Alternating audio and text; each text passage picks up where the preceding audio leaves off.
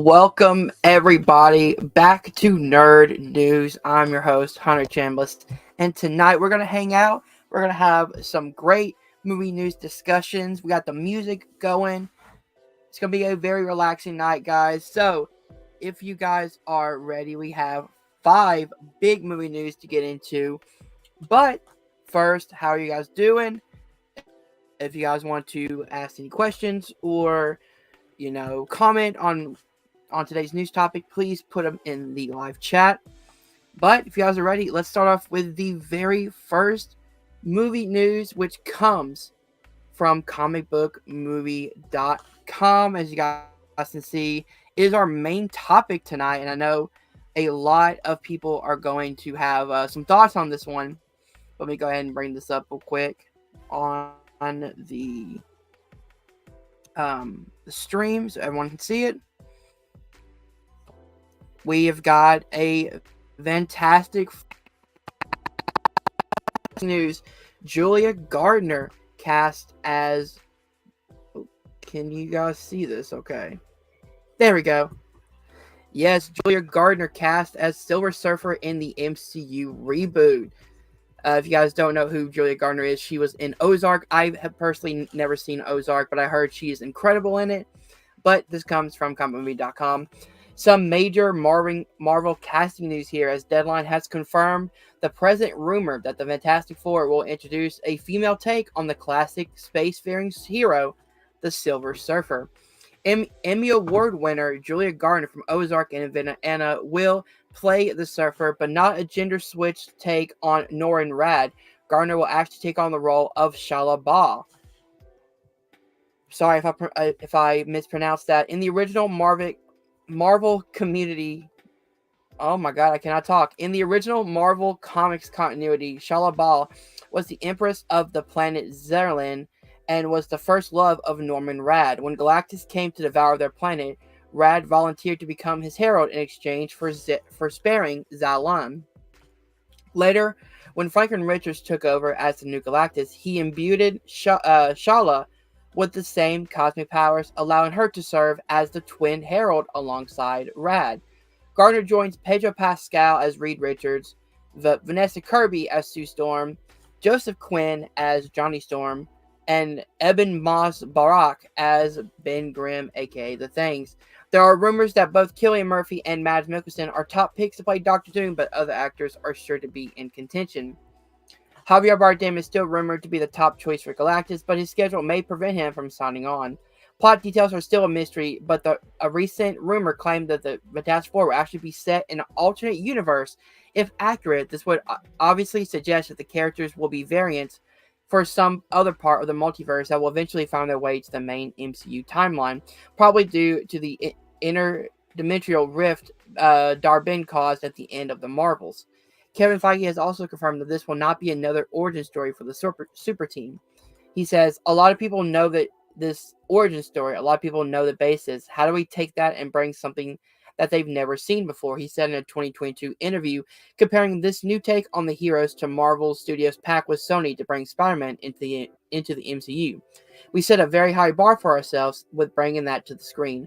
Max Schachman will direct the movie. Production is expected to get underway this summer, and the film is set to come out on July 25th, 2025. I'm going to stop the screen. I am actually very excited for this. I know a lot of people online are not, but I like the idea of going into kind of a new direction with Silver Surfer, especially because, as I said in this interview and stuff, it's not going to be the Silver Surfer that we think of from the comics. It's not going to be, the male version switched over to a gender female. I could get why people would be upset about that. I personally don't, but I can see that. But the fact that, she is playing, this female version that's been in the comics since, I believe, 90s, early 2000s. I could be wrong on that. But I'm okay with them going with a newer character, and really seeing what that perspective could be. I'm okay with Marvel taking some swings here, but I do believe that they have to be careful because you don't need a lot more negative feedback, especially coming off Marvel, especially coming off the summer that Marvel had. I do feel like you need to kind of tread lightly, but if she did a great job in the in the process, in the screening process, and they feel like this is a perfect way to go for the story, then I'm okay with it. They need to build a great story around this first and then worry about everything else later. But I'm super excited. I love the Fantastic Four at as a team, as the first family of Marvel. I love what they're doing with the kind of going back to the 60s with this kind of feel. I love the cast we have. I think Pedro Pascal is going to kill as Reed Richards. Vanessa Kirby is always a great actress, so she's going to kill as Sue Storm. I'm really excited for Joseph Quinn as Human Torch and Evan Moss as Ben Grimm. I think those are really like the whole casting process. I think is incredible. But yeah, I don't really have a lot of details to go into this because I don't know Julia Gardner's work. I need to catch up on Ozark. I heard she's incredible in that. But if she's a great actress and she nails the performance of the character that they're looking for, then I am willing to wait and see what she brings to the screen when it comes to the Fantastic Four movie. But guys, what do you think about Julia Gardner as Silver Surfer? Let me know in the comments or in the comments after this video drops. All right, guys, let's move on to our second topic, which is kind of a sad news for me because I'm a huge fan of this guy. Let me go ahead and bring this back up. Oops, hit the wrong button. Don't you hate when that happens? We're live, baby. We're live. Give me 1 second.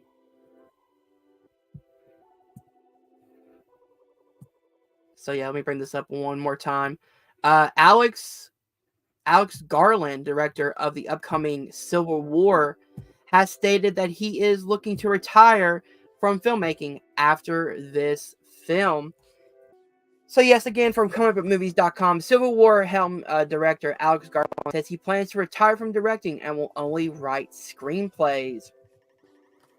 Novelist and screenwriter turned director Alex Garland has stated in a recent interview with The Guardian that he's likely done directing films. Moving forward, he will concentrate on solely writing scripts. He states, "Nothing's changed. I'm in a very similar state," Garland told the outlet in response to a question about previous hints from the Ex Machina director that he plans to step back from directing and focus more on writing. He continues, "I am not planning to direct again in the foreseeable future." The difficulties of filmmaking, according to Garland, are not financial, but rather the result of the industry's growing reliance on blue screen technology and its inability to provide cast and crew with guarantees that everything will turn out as planned while filming. The pressure doesn't come from the money. It comes from the fact that you're asking people to trust something that, on the face of it, doesn't look very trustworthy, said Garland. He went on to add an example from Ex Machina, stating Alicia Vikander and Sonia Menzo are trusting that nudity is going to be dealt with thoroughly and respectfully when cinema leans towards not doing that.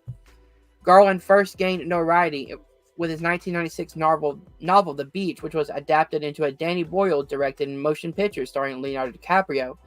After that, Garland's reputation in Hollywood circles kept growing as a result of his screenwriting on Dread, Sunshine, and 28 Days Later. He then made his directorial debut with 2014's Ex Machina, 2018's Annihilation, and 2022's Men.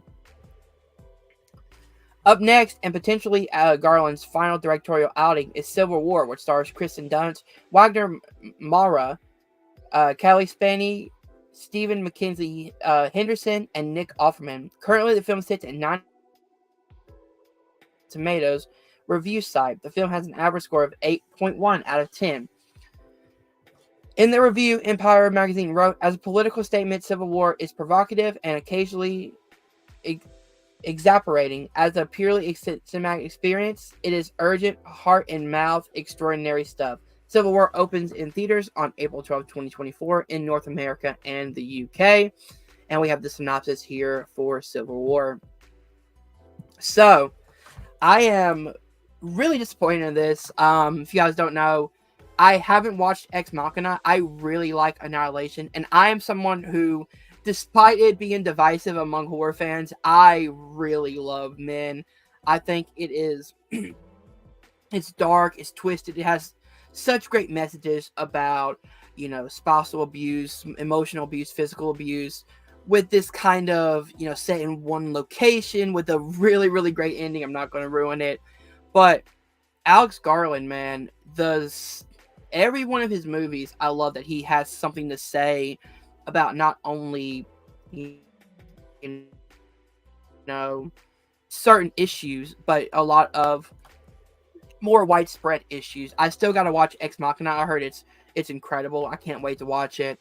And I'm super excited for Civil War. That is right now in my top 5 most anticipated movies. Um, I didn't know a lot about it, coming into it, but now watching the trailers and knowing a lot about the story, I get more and more hyped because I love these type of kind of combating war type stories. The cast is incredible. The story sounds epic. It's getting great reviews. Kind of sucks that Alex Garland is stepping away because he sees kind of what I got from it, the Hollywood kind of not looking out for the actors. And I wonder if the writer's strike and things like that also had something to do with Garland wanting to step back. I'm not trying to put words in his mouth or anything, but as a writer himself, he probably was there fighting to get, rightful pay for writers. So the fact that it took all this work, and then not only that, but you have to write the script, the directing process must be hellish, having to deal with studios and shit like that. But you know he was a director on the rise. I think he's 53, so he's not like a young director, but he really had some great ideas that if he would have kept going forward, I think we would have talked about him being kind of up there with the greats, in my opinion. But I do understand where he's coming from. He's not leaving the industry or whatever. He is still going to be writing. He's going to focus on a lot of his screenwriting, which I did not know he was a writer of things like 28 Days Later and films like that, because that's awesome. I love 28 Days Later, so kind of makes sense that now he's wanting to step back into his roots of being a screenwriter, which is probably his first passion. So, guys, what do you think about Civil War director Alex Garland saying he's going to retire from filmmaking? Let me know in the comments or in the live stream. All right, guys, we move on to our third news, which this one is recent. This one is I believe, just a few hours ago from comicbookmovies.com. Let me go ahead and bring this up again.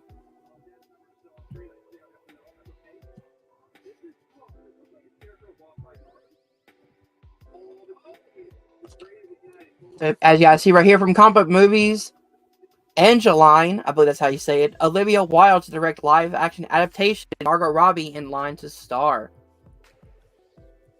Alright, from comicmovies.com, it says a live-action movie based on the fantasy horror comic series Angeline is in development and might just be eyeing a major A-lister to play the lead role. According to Deadline, the project will be directed by Olivia Wilde, who's coming off of Don't Worry, Darling, with Lucky Chap, the company Margot Robbie runs, with Tom Ackerley and Josie McNamara. Excuse my pronunciation of that, and Simon Kinberg on board to produce. The plan was reportedly to have Robbie play the title role, but her camp is denying that part of it. Doesn't mean it won't happen, but it sounds like other actors might be in the mix. No writer is attached, but a big A-list scribe is circling. Excuse me. The comic was created by Rob Liefeld and Kathy Christian and focused on a fallen angel who battles the forces of evil. Angeline resonates so powerfully with the audience because her story of redemption is one that is so relatable. Liefeld has previously said of the character, a fallen angel sentenced to redeem herself by serving mankind. Earth is a foreign environment to her, but she must adapt in order to save herself as well as mankind. Her dilemma provides humor amongst the larger plot engine driving her journey. Deadline synopsis reads: Angeline is an angel who fights the forces of evil and often finds herself face to face with demons and monsters. She was the most feared warrior in Heaven's war host, having single handedly broken into Pandemonium, the outer forces of hell, to confront the devil himself. She is a fallen angel, banished from heaven by God. After being tricked into questioning his love for humans, Angeline was stripped of all her angelic abilities, other than her great strength and her blood, which which once extracted from her body, could be used as a weapon or a miracle once empowering by quoting verses from the Bible. Angeline uses her powers to fight demons on Earth and is being groomed to be humankind's last hope in the coming Armageddon. Wilde made her name as an actress before garnering attention with her debut film, the 2019 coming-of-age film Booksmart. She went on to helm the divisive 2022 thriller Don't Worry, Darling, and is next due to direct Universal's Naughty, which Lucky Chap is also producing. Robbie is, of course, known for playing Harley Quinn in the Birds of Prey and Suicide Squad movies, and recently raised her profit considerably in starring and producing Greta Gerwig's Barbie. All right, guys, so Angeline, a comic and adaptation I have never heard of, but based on that description, sounds really epic. I love these battles of hell versus heaven and these kind of war type movies where it takes these, fallen angels and these, good versus evil and turns it on their head, and what is good, what is evil. If you guys have watched the show Hazbin Hotel, that deals with that a lot. And I love the fact that, they're dealing with this kind of idea of what is good, what is evil, things like that. So for this to be a live action movie sounds very interesting. And Olivia Wilde is someone who can be hit and miss. I mean, she's got 2 movies under her belt. I really loved Booksmart, and I thought Don't Worry, Darling was an interesting thriller. Had some decent moments. But I think she's a really, really good director. And if she's eyeing this project, this kind of big budget, heaven versus hell, big war type movie, I'm interested to see if she can do that, because we haven't seen her go on this big of a scale yet. So overall, I'm very excited to see what she can bring to Angeline. I'm really hoping this movie succeeds because, as I said, I really love these kind of, heaven versus hell, what's good, what's evil, kind of big scale battle movies. I think this could be a really, really good one. So let me know what you guys think of Angeline being made into a live action adaptation directed by Olivia Wilde down below. All right, guys, let's move on to our 4th topic out of 5, which is Daredevil Born Again. We have the star John Barenthal sharing official behind the scenes footage. Let me go ahead and bring this up again from comicbookmovie.com.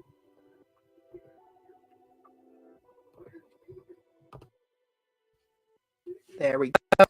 Yes, as you can see, a Daredevil Born Again star John Barenthal shares official behind the scenes photos.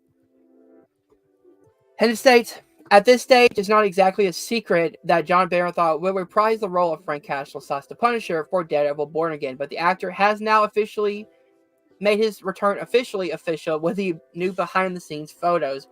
We have seen Barenthal suit up as the ultra-violent vigilante alongside Charlie Cox's Man Without Fear in a series of set photos.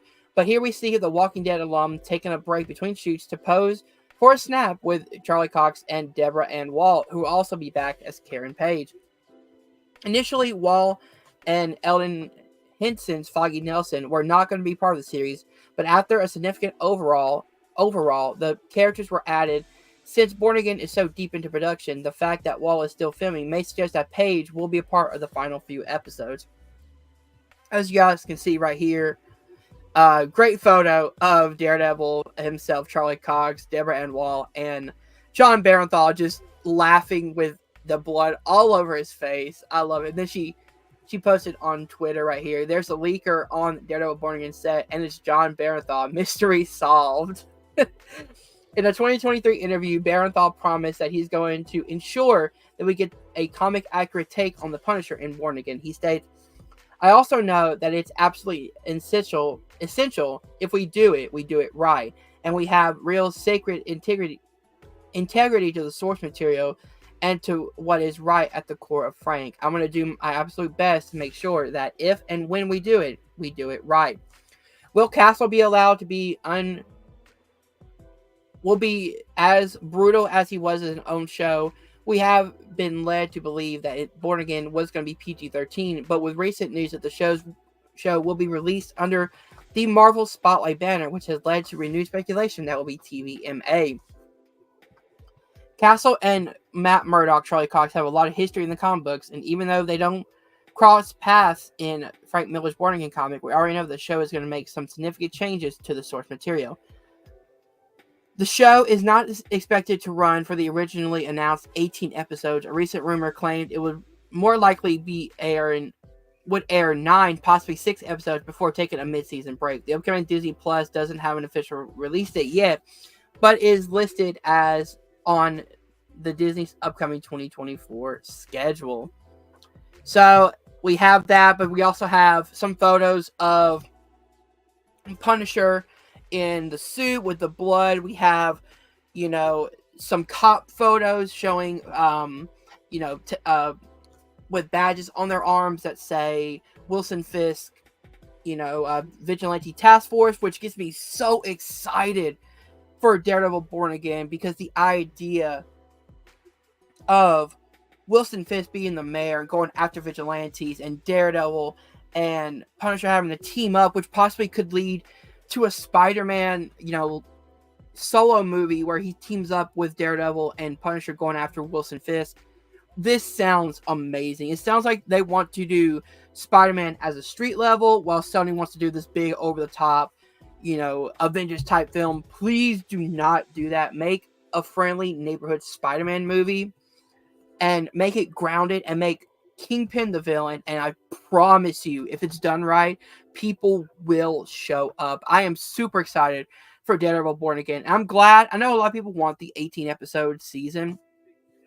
I will be fine with a 9-10 episode series that's an hour long, like the old Netflix shows. Give me 10 great hours of TV over 18 decent episodes. I would rather have 10 hours of incredible season 4 of Daredevil from Netflix over an 18 episode. There's some episodes I would take out. That's me personally. I know a lot of people want to see more of this, but I'm so glad that Marvel, took everything and wiped it clean. We have new showrunners. We have a show Bible in set. It feels like an actual show.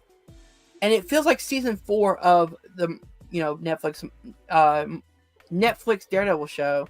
And I'm so excited for that because I love the first 2 seasons. I gotta watch the 3rd season. I love the first 2 seasons of Daredevil.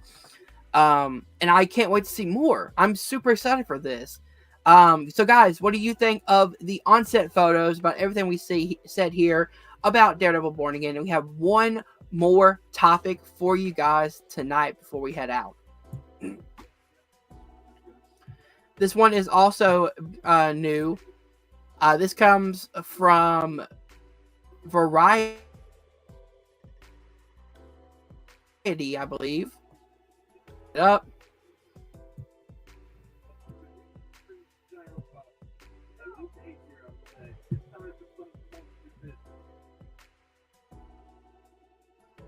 From Variety, Greg Gillespie in talks directly DC Studios Supergirl, Woman of Tomorrow. I, Tanya's director Craig Gillespie is in talks to direct Supergirl at Warner Brothers DC Studios. The film is set to shoot later this year after James Gunn's Superman wraps filming. The House of the Dragon breakout star Millie Alcock will star in the titular role. Alcock won the role after an extensive casting process during which Gunn and co-CEO Peter Safran flew multiple actors, including Meg Donnelly, to Atlanta for on-screen auditions on the Superman Legacy set. So yeah, not a lot to talk about here when it comes to, sharing details, but I love this choice if it's true. Greg Gillespie directed I, Tonya. He also directed what? Give me 1 second. I should be more prepared for this than I am. I know he directed I, Tonya. He also directed another film. Let me see if I can find what it is. Enjoy the music for a minute.